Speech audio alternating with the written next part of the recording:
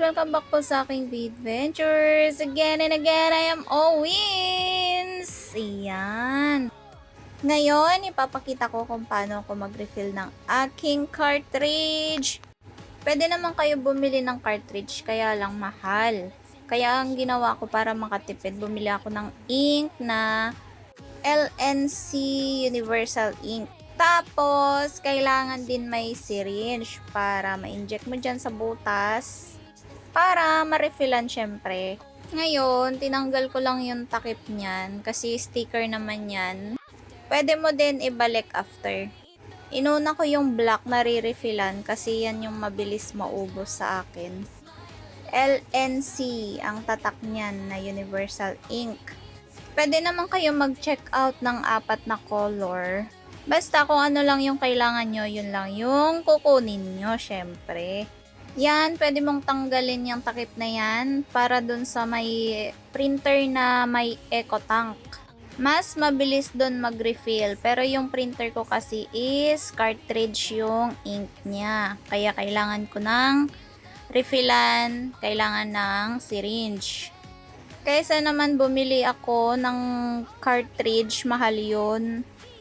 Kaya, re-refillan ko na lang. Kapag wala pang butas yan, pwede mo namang tusok-tusukin muna or kumuha ka ng lighter at yung pin, yung pantanggal ng SIM card. Painitin mo lang yon, then itusok mo dyan para mabutas siya.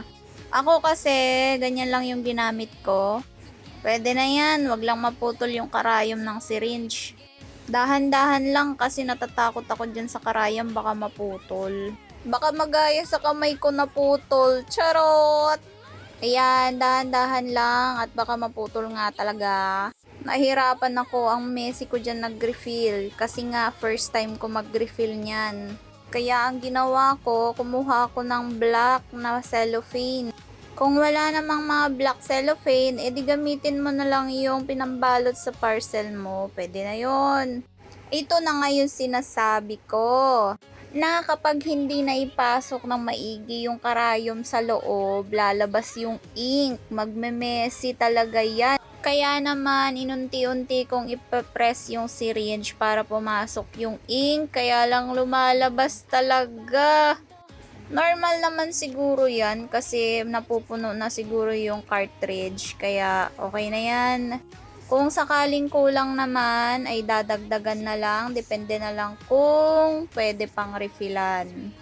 Ako kasi nakatatlo akong refill pero hindi naman punong-puno yung syringe.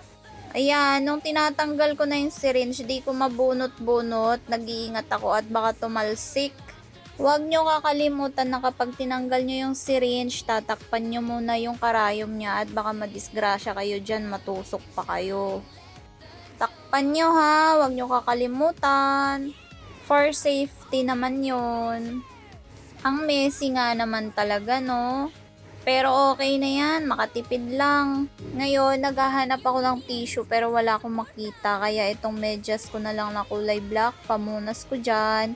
Para hindi magkalat-kalat yung mga ink niya na natapon dyan sa cartridge. At ito na nga, tatakpan ko na. And that's it! Salamat sa suporta! See you sa next vid! Bye!